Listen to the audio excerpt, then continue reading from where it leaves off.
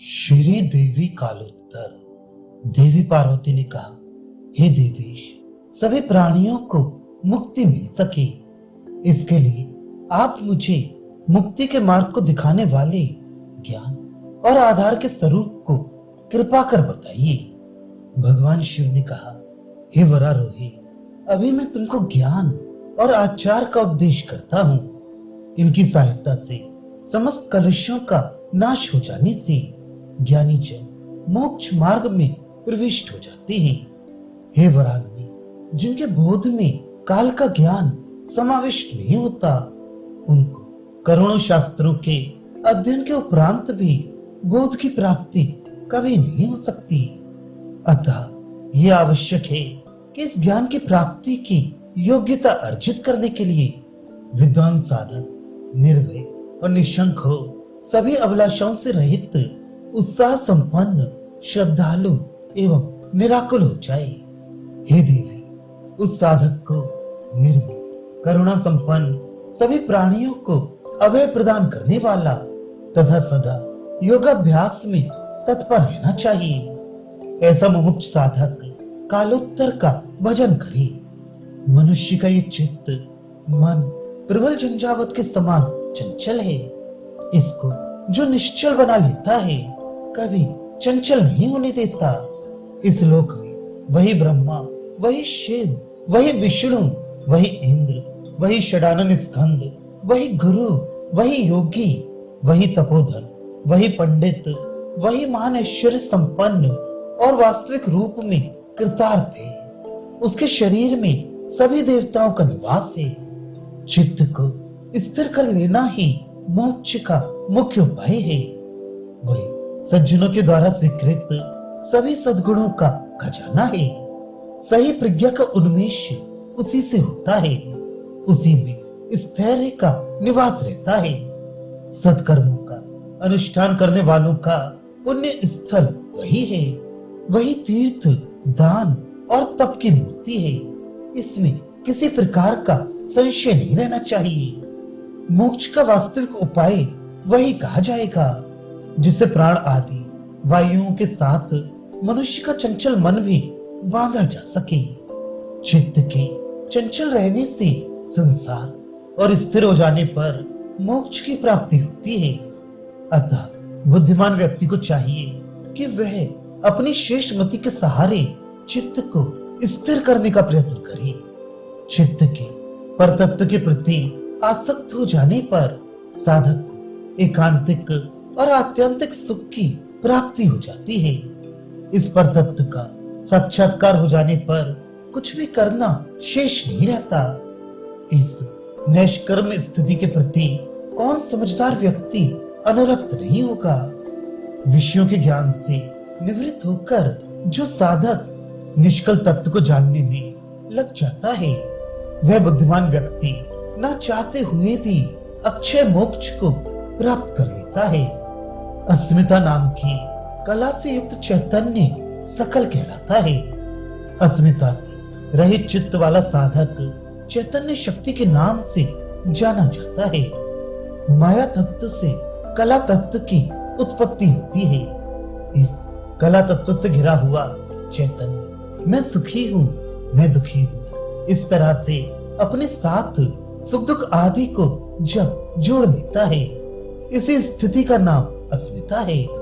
इस अस्मिता कला में लीन चैतन्य ही सकल कहलाता है।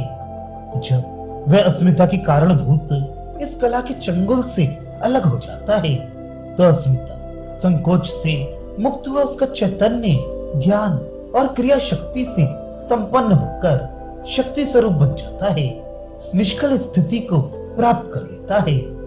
उस जिस शक्ति से ही ये सारा विश्व प्रकाशित है, ये विश्व शक्ति का ही स्वरूप है। इसे ही सभी आलंबनों से रहित निष्कल ज्ञान कहती है। अहम इस अंश से जो रहित है, चिन्ह मात्र का जहां स्फुरण होता है, जो अद्वैत तत्व है, वही ज्ञान मुक्ति का द्वार माना जाता है। यह ज्ञान साधक की श्रेष्ठ योग में प्रवृत्ति कराता है। चक्र, नाड़ी, पद्म, देवता, बीज, मंडल, रूप आदि के रूप में विविध शास्त्रों में प्रदर्शित वस्तुओं का ध्यान पर मोक्ष के अभिलाषी को कभी नहीं करना चाहिए। इसी तरह से कुहक, मारण, मोहन, स्तंभन, उच्चाटन, आकर्षण और वशीकरण, ये षड्विध कर्म कुहक के नाम से प्रसिद्ध हैं। मंत्र जाल, प्राणायाम, धारणा जैसे उपायों का भी सहारा नहीं लेना चाहिए। अक्षय मोक्ष को चाहने वाले व्यक्ति को ये सब कुछ नहीं करना चाहिए। इस जीवन मुक्त स्थिति में पूजा, नमस्कार, जप, ध्यान जैसी बाह्य क्रियाओं की कोई स्थिति नहीं रह जाती। यहाँ केवल ये परम तत्व की ही सत्ता रह जाती है। इसको जान लेने के बाद जानने लायक फिर भी कुछ भी नहीं बचता। बाह्य वस्तुओं में जो योगी अपने चित्त को लगा देता है तो ये उसके लिए बंधन का कारण बन जाती है। अतः बाह्य वस्तुओं की तरफ से अपने चित्त को हटा लेने वाला योगी ही इस लोक में अवसाद से मुक्त हो सकता है। निस्संवित स्वरूप में प्रतिष्ठित व्यक्ति के लिए बाहर, भीतर, मध्य, नीचे जैसे व्यापार समाप्त हो जाते हैं। वे अपने सर्वाकार निराकार स्वरूप में प्रतिष्ठित हो जाता है। जो कोई प्राणी जिस किसी वस्तु को देखकर कर्म का संचय करता है तदनुसार ही उसकी गति होती है। अतः साधक योगी को चाहिए कि वह निराकार की ही चिंता करे। इस संसार में हेतु अर्थात कारण की और उसके फल की भी कोई वास्तविक सत्ता नहीं है। स्वभावतः कर्म भी विद्यमान नहीं है।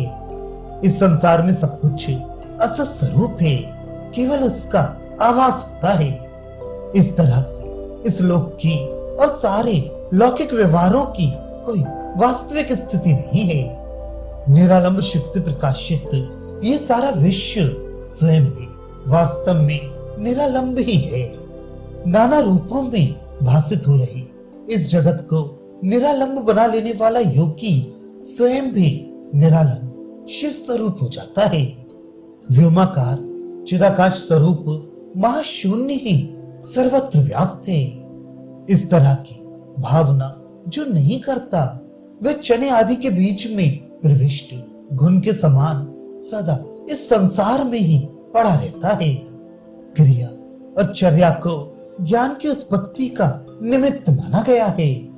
इस ज्ञान की उपलब्धि हो जाने पर अपने आलंबनों के साथ योगाभ्यास को भी छोड़कर निष्प्रपंच परम शिव का ही ध्यान करना चाहिए। पाताल से लेकर शक्ति पर्यंत ये सारा विश्व सभी प्राणियों के लिए बहुत लुभावना है। शून्य मंत्र से भगवान की अनुग्रह शक्ति की प्रेरणा से जिन्होंने इस भोगाकांक्षा का परित्याग कर दिया है वे उस परम शिव के निरुपाधिक स्वरूप को जान सकते हैं।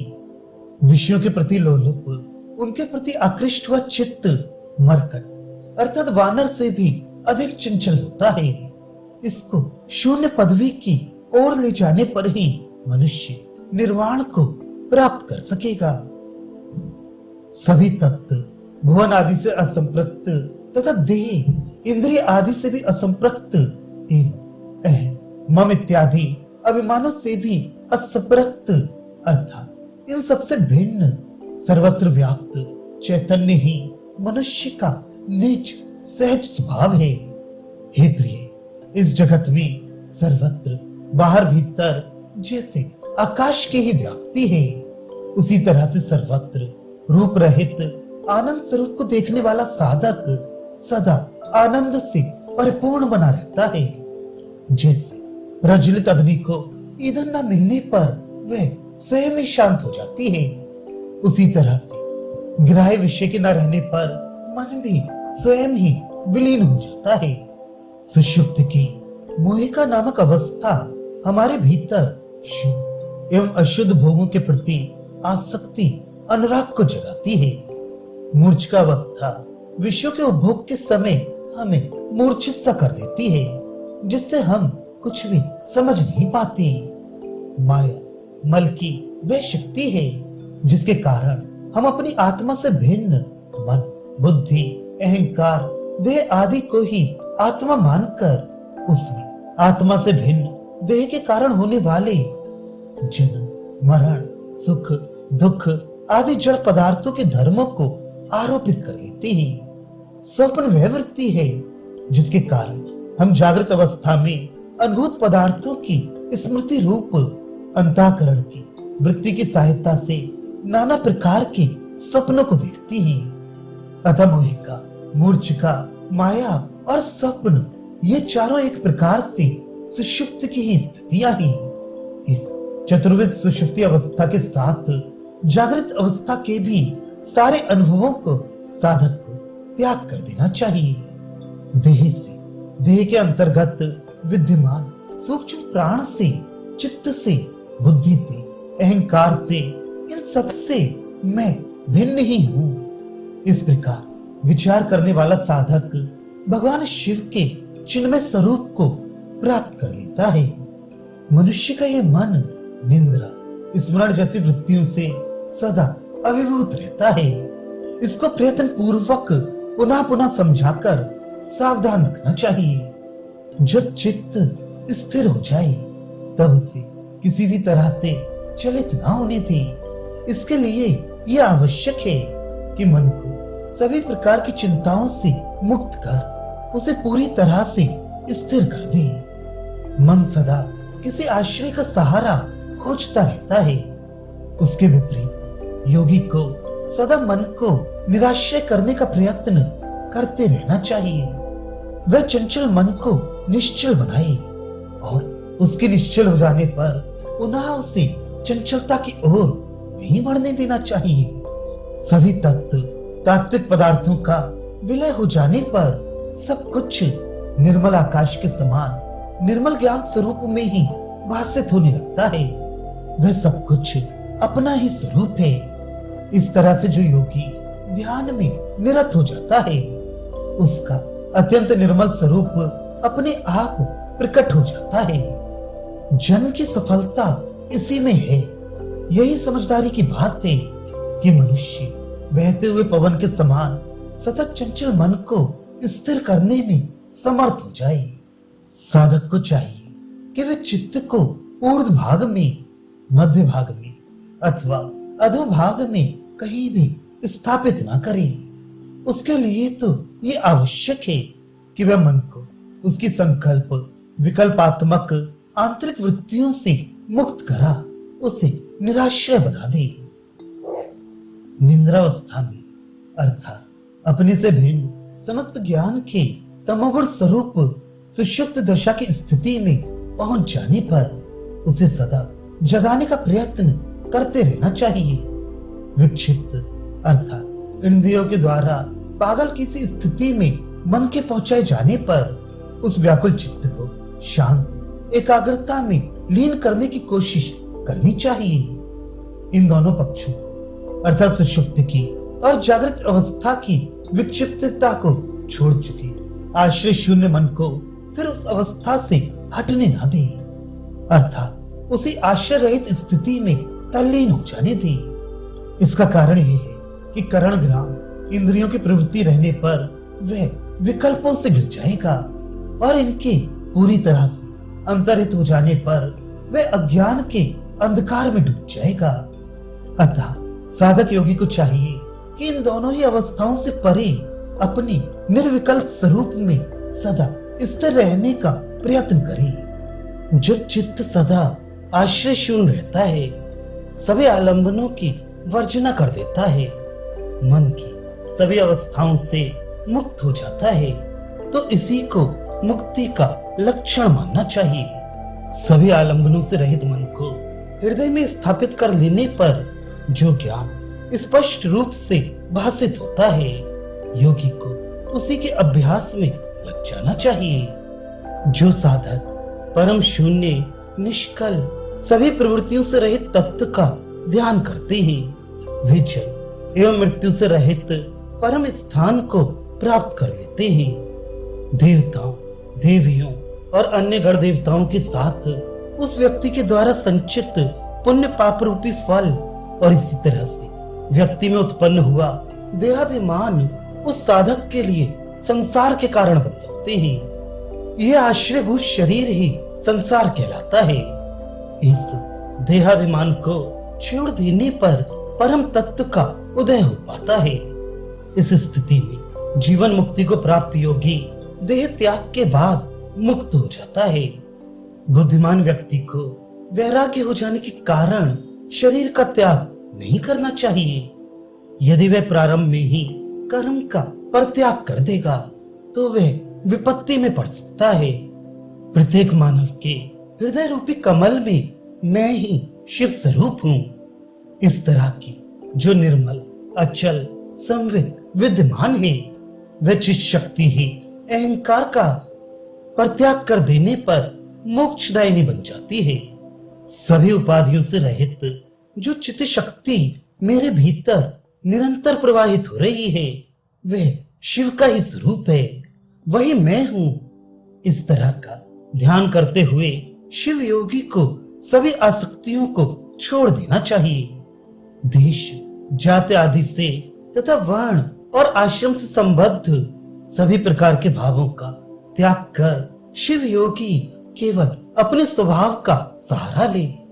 मैं अकेला ही हूँ, मेरा कोई नहीं है और मैं भी किसी दूसरे का नहीं हूँ। मैं उस दूसरे को नहीं देखता जिसका मैं हूँ और ना किसी उसको ही देखता हूँ जो मेरा हो। मैं ही परब्रह्म हूँ, मैं ही जगन्नाथ और महेश्वर हूँ। इस तरह के निश्चय से संपन्न व्यक्ति ही मुक्त हो सकता है, अन्यथा वह पुरुष सदा बंधन में ही पड़ा रहेगा। जब शिव योगी ज्ञान चक्षु की सहायता से अपनी आत्मा के स्वरूप को शरीर से सर्वथा भिन्न समझ लेता है, तभी सभी अभिलाषाओं से मुक्त होकर वह अपने शाक्त स्वरूप का साक्षात्कार कर सकता है। सभी शास्त्रों में ये जो आज ईश्वर, अकाय, निर्गुण आत्मा पठित है, निश्चय ही वह मैं ही हूँ, क्योंकि मैं शुद्ध चैतन्य स्वरूप हूँ, सदा निर्मल हूँ, सभी स्थितियों में मुक्त अवस्था में ही विचरण करता हूँ। मेरे लिए है यह उपादेय कोई वस्तु नहीं है। तर्क के सहारे मेरा स्वरूप जाना नहीं जा सकता, इसलिए मैं सदा शोक रहित ब्रह्म स्वरूप में निमग्न रहता हूँ। मस्तक से लेकर पादतल पर्यंत ये सारा शरीर बाहर और भीतर चमड़ी से ढका हुआ है, मढ़ा हुआ है। वह सब कुछ अमृतमय चिद्रूप आत्मा से कभी भिन्न नहीं हो सकता। वह शिवयोगी मानता है कि मैं इस चराचर जगत का स्वामी हूँ। मैं ही सबका माता पिता और पितामह हूँ। मुक्ति की कामना वाले ऐसे शिव योगी चतुर्सायुज पदवी को प्राप्त करने के लिए सदा मेरे ही स्वरूप के ध्यान में निमग्न रहते हैं। ब्रह्मा आदि के द्वारा देवता, मनुष्य, नाग, गंधर्व, यक्ष और अप्सराओं के द्वारा भी मैं ही पूजनीय हूँ। यज्ञ आदि के द्वारा भी मैं ही आराधनीय हूँ। सभी लोग मेरे ही पूजा करते हैं। उग्र तपस्या करके और विविध दानों को देखकर सभी मेरी ही पूजा करते हैं। स्थावर, जंगम अथवा अन्य सब प्रकार के जितने भी प्राणी हैं, वे सब मेरे ही स्वरूप हैं। ना मैं स्थूल हूँ, ना सूक्ष्म ही, और ना मैं शून्य रूप हूँ। मैं देश और काल से अपरिच्छिन्न हूँ। स्वप्न आदि अवस्थाओं से निर्मुक्त, निर्मल, निष्प्रपंच ईश्वर मैं ही हूँ। मैं अनादि विज्ञान से संपन्न अजन्मा पुराण पुरुष हूँ। हृदय स्थित गुहा में मेरा निवास है। मैं निष्कल, निष्प्रपंच, निरंजन, निरूपम, निरीश, अदृश्य, अग्राह्य और अचिंत स्वरूप वाला हूँ। इस सनातन ब्रह्म को जो योगी निरंतर पग पग पर मैं ही वह हूँ इस तरह से देखता रहता है, और इसी भाव में जो निश्चल रूप में स्थिर रहता है, वह योगी ब्रह्म स्वरूप हो अमृत पदवी को प्राप्त कर लेता है। हे वरारोही, मोक्ष की प्राप्ति के साधन ज्ञान का इस तरह से मैंने तुमको उपदेश किया। अब मैं आचार का उपदेश कर रहा हूँ, उसे तुम सावधानी से सुनो। स्नान, जप, पूजा, होम और अपनी इच्छा की पूर्ति के किए जाने वाले साधनों की, इसी तरह से देव पूजन, पितृतर्पण, तीर्थ यात्रा और व्रत का आचरण, इन सब की शिव योगी के लिए कोई उपयोगिता नहीं है।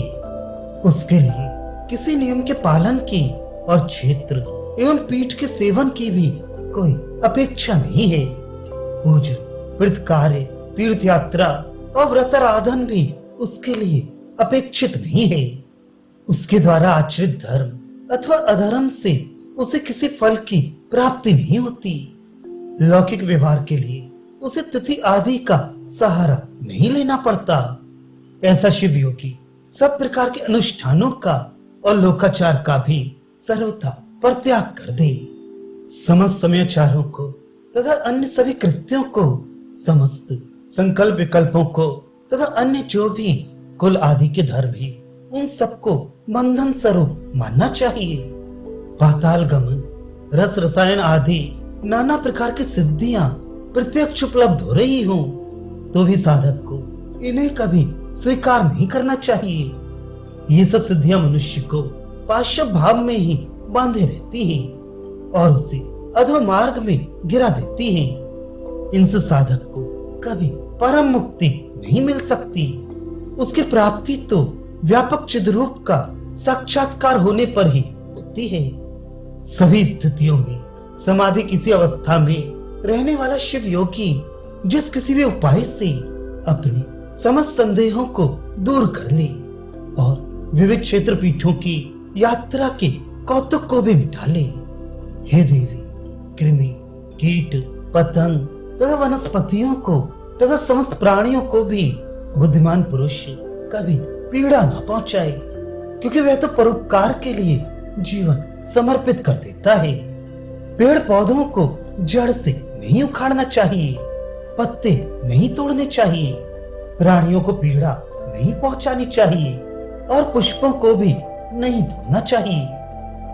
अपने आप गिरे हुए पुष्पों से शिव का पूजन करना चाहिए। मार, उच्चाटन, विद्वेषण, स्तंभन आदि कार्यों को नहीं करना चाहिए। जर, भूत, ग्रहावेश, वश्य, आकर्षण, मोहन जैसे क्षुद्र कर्मों का भी आचरण ना करे और काष्ठ, पाषाण आदि का पूजन भी ना करे।